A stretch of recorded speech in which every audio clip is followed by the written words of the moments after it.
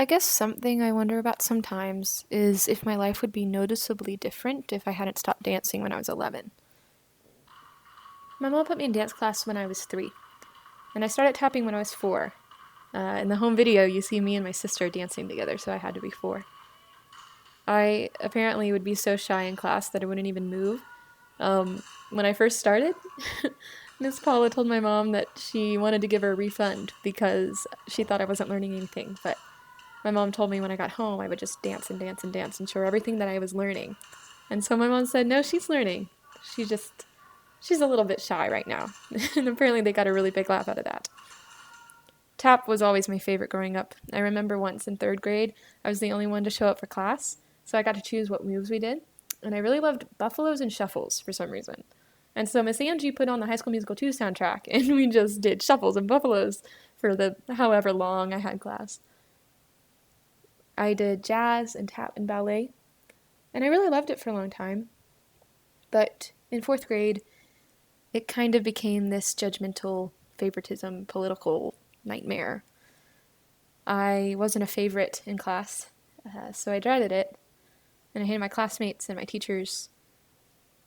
I cried a lot that year. So I quit. And then the same thing happened after 5 years of volleyball. So I quit that too. And then Sarah Newman encouraged me to audition for the musical. And by some miracle, I said yes. I was always cast in the dance ensemble roles in high school. Hotbox Girl and Guys and Dolls, Tap Chorus and Big Fish, Stenographer and Millie. Miss Laurie tried to teach us wings, and right when I got it down, she cut them. But I learned, I guess.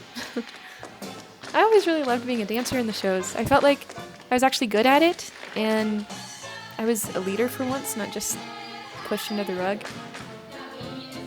Coming to college, I was scared for dance classes, but I was also excited. I think that 11-year-old in me, that self-consciousness I had, it's still embedded in my head a little, even now. I was especially terrified for tap, because I heard that Amanda's classes were really hard, and they are.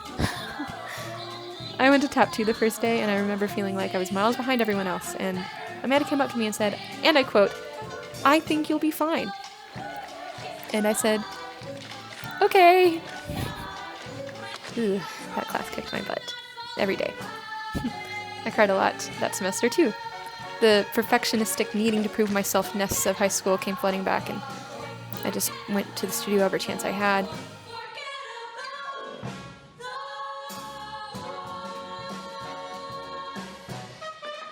Caitlin taught me how to do a pickup because I didn't want to look like a complete fool. I documented my progress for her. Is that what it's supposed and to it's sound really like? funny. It's I'm confused. really, really funny I'm like to trying watch to do now. that. But I look like an idiot when I do that. And then whenever I try to kind of like, but then I keep falling.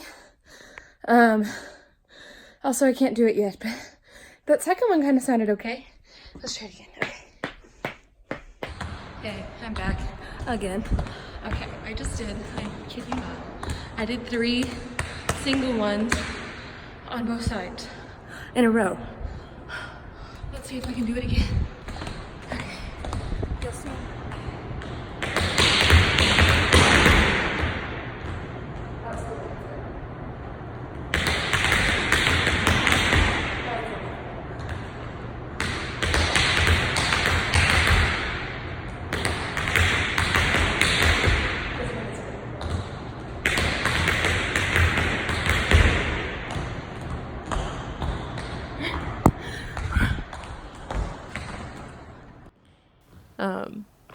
Yeah, I just had to take every step of every combination so slow.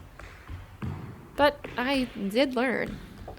And I learned from watching the season tappers, Emily and Tori and Elise and Lexi, and they just made everything look so easy, and it took every ounce of my brain to figure out how to do anything.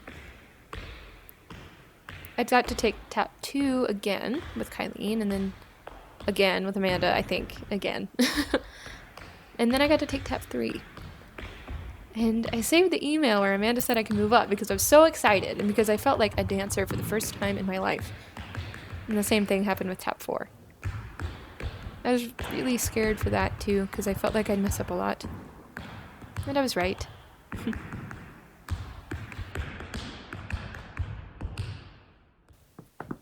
I think there's something really wonderful about the fact that I grew up behind a camera.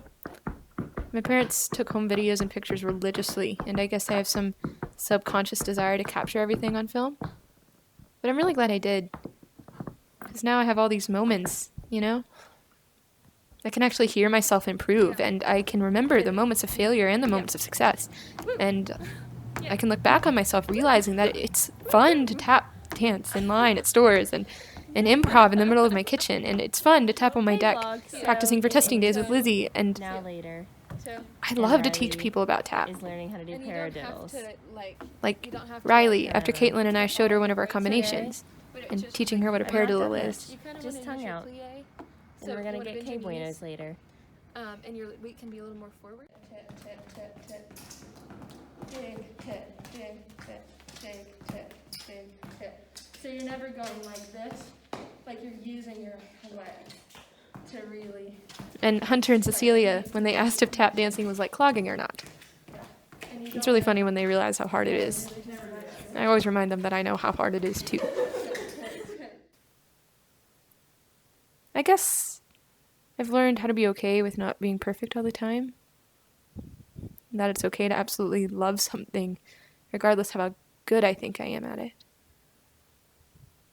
And maybe that's the whole point anyway.